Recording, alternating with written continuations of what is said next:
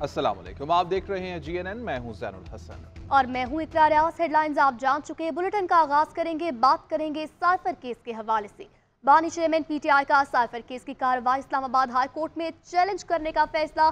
Social media post में barrister Gauhar ने कहा, आज हाई कोर्ट में कार्रवाई चैलेंज करेंगे। चीफ जस्टिस से आज जल्द समाअत की सदा भी की जाएगी। साइफर केस में बानी PTI को सजाए मौत हो सकती है। जज के लगाए गए वकला पर एतमाद नहीं।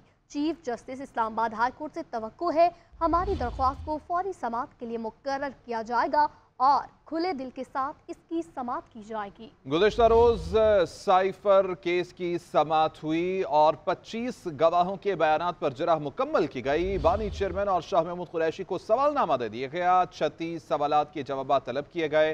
तौशखाना नैब केस की कार्रवाई भी चैलेंज किए जाने का इम्कान है। तौशखाना केस में भी बानी चेयरमैन और बुशरा बीबी का जिरह का हक खत्म किया गया। आज 342 का बयान रिकॉर्ड किया जाएगा। ट्रायल के शदीद अल्फाज, सख्त अल्फाज में मजम्मत करते हैं। ये आईन की खिलाफ वर्जी है, ये कानून की खिलाफ वर्जी है, स्पेशली ऐसे ट्रायल में और ऐसे जराइम में जिसमें डेथ सेंटेंस हो सकती है। 2 मरतबा इस्लामाबाद हाई कोर्ट ने इसको क्वाश करते हुए इसको स्ट्रिक्ट डायरेक्शन के साथ भेजा है, लेकिन जज साहिबान को अपनी तरफ से कोई जल्दी है इस केस में, और जल्दी जिस भी तनाजुर में एक मरतबा फिर हम अदलिया से बसद एहतराम मुखातबे और दरख्वास्त कर रहे हैं कि ये सब कुछ आपके आंखों के सामने हो रहा है। इस्लामाबाद हाई कोर्ट के चीफ जस्टिस से दरख्वास्त है कि आर्टिकल 203 के मुताबिक सुप्रीम कोर्ट से दरख्वास्त है कि सोमोटो के जरिए तारुक किया जाए। पाकिस्तान मुस्लिम लीग आज बहावलनगर में सियासी क़ुव्वत का मुजाहिरा करेगी। हारूनाबाद में पार्टी कायद नवाज शरीफ जलसे से खिताब करेंगे। जलसे की तैयारियां जारी हैं। मुस्लिम लीग नून के सदर शहबाज शरीफ और मरियम नवाज आज लाहौर हल्का N127 में इंतखाबी रैली निकालेंगी। लीगी कायदीन वर्कर्स कन्वेंशन से खिताब करेंगे। हारूनाबाद में पार्टी कायद नवाज शरीफ जलसे से खिताब करेंगे।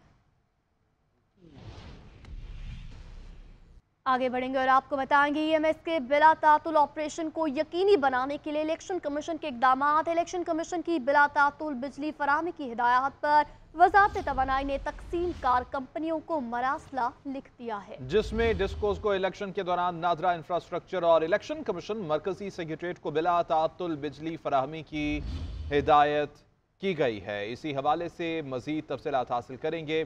आतिफ भट्ट हमारे साथ मौजूद हैं। जी आतिफ भट्ट, बताइएगा इस मुतालिक।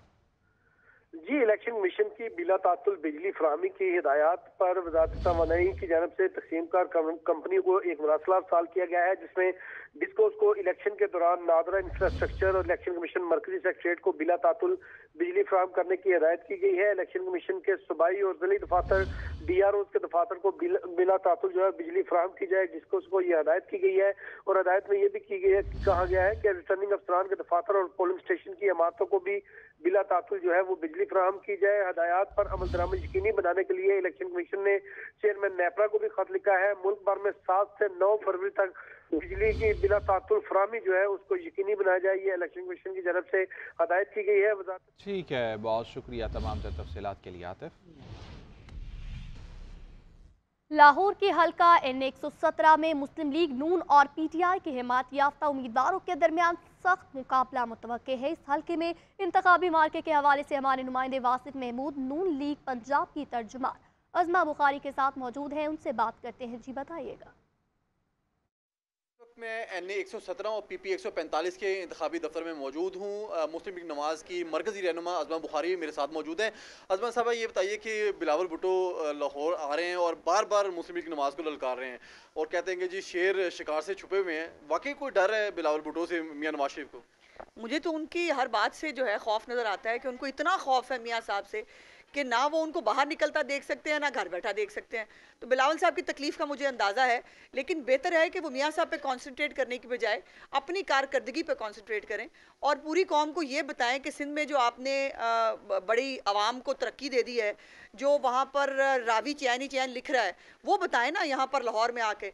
लाहौर में आकर आप सिंध का एक प्रोजेक्ट बता नहीं सकते। ये लाहौर हमेशा से शेर का है। ठीक है, ये 8 फरवरी को पता लगेगा कौन इसे हल्के से इंतखाब जीता है। बहरहाल मुस्लिम लीग नमाज और इस्तेहकाम पाकिस्तान पार्टी के मुश्तरका उम्मीदवार अब्दुल रहीम खान और समीउल्लाह खान इस हल्के से इलेक्शन लड़ रहे हैं और भरपूर इंतखाबी मुहिम जारी है। आबादी बढ़ने के साथ साथ सूबाई दारुल-हुकूमत लाहौर के हलकों की तादाद में भी उसी तनासुब के साथ इजाफा हुआ और 50 बरसों में लगभग लाहौर के कौमी असम्बली के हलकों की तादाद दुगना हो गई है। हलकों की तादाद में कब कब कितना इजाफा हुआ, जानिए लाहौर से इबादुल हक की इस रिपोर्ट में। 1970 के इंतखाबात में लाहौर के कौमी असम्बली के सिर्फ 8 हलके थे और ये हलके NA 58 से NA 65 तक थे। 1977 और 1985 के गैर जमाती इंतखाबात में भी लाहौर से कौमी असम्बली के हलकों की तादाद 8 ही रही। अलबत्ता 1985 में कौमी असम्बली का हलका NA 58 NA 81 में तब्दील हो गया और लाहौर का आखिरी हलका NA 88 पर खत्म हुआ। 1988 के इंतखाबात में लाहौर के कौमी असम्बली के हलकों की तादाद 8 से बढ़कर 9 हो गई। NA 92 लाहौर का पहला हलका बना और NA 100 सूबाई दारुल हुकूमत का आखिरी हलका था। 4 इंतखाबात में लाहौर के कौमी असम्बली के हलकों की तादाद 9 रही, लेकिन 2002 के इंतखाबात से पहले लाहौर के कौमी असम्बली के हलकों की तादाद में इजाफा किया गया और 4 नए हलके बने, जिसके बाद लाहौर में कौमी असम्बली के हलकों की तादाद 9 से बढ़कर 13 हो गई, जो NA 118 से लेकर NA 130 तक थे। 4 इंतखाबात के लिए कौमी असम्बली की नशिस्तें 13 ही रहीं, लेकिन अब 22 बरस के बाद इसमें एक मरतबा फिर इजाफा कर दिया गया। लाहौर में कौमी असम्बली के हलकों की तादाद अब 14 हो गई है, जो NA 117 से शुरू होकर NA 130 पर खत्म होते हैं। इनमें आबादी के एतबार से सबसे बड़ा हलका NA 127 और सबसे छोटा हलका NA 125 है।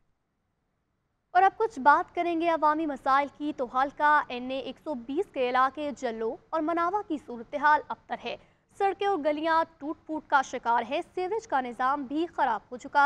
अहले इलाका ने शिकायत के तो जैसे अंबार लगा दिए। यहाँ के वोटर्स मुंतखब नुमाइंदों से नाला है। हमारे नुमाइंदे जुल्कुरनैन राना अहले इलाका के साथ मौजूद है, उन्हीं से मजीद जानते हैं। जी बताइएगा।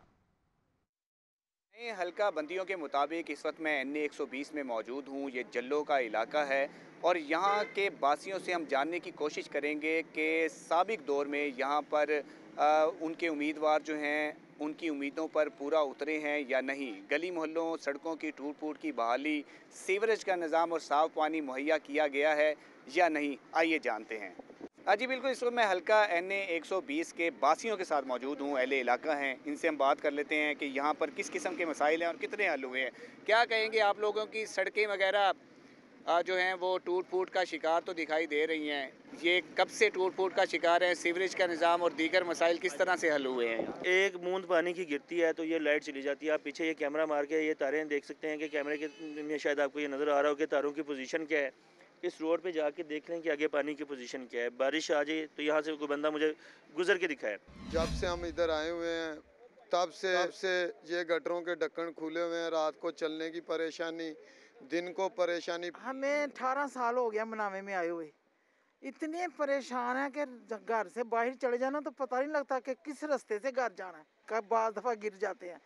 ये कब्रिस्तान पास है, कब्रिस्तान दफनाने के लिए लोगों को रास्ता नहीं मिलता। जी, अब NA 120 के इलाके मनावा में हम मौजूद हैं और यहाँ पर आप देख सकते हैं कि सीवरेज का निज़ाम किस कदर बदहाली का शिकार है और गली मोहल्ले जो सड़कें हैं वो टूट फूट का शिकार हैं। और इसी तरह की सूरत हाल यहाँ पर 1 से 1.5 किलोमीटर ये रोड है जिस पर दिखाई दे रही है। अहले इलाका भी हमारे साथ मौजूद हैं, इनसे ही बात कर लेते हैं।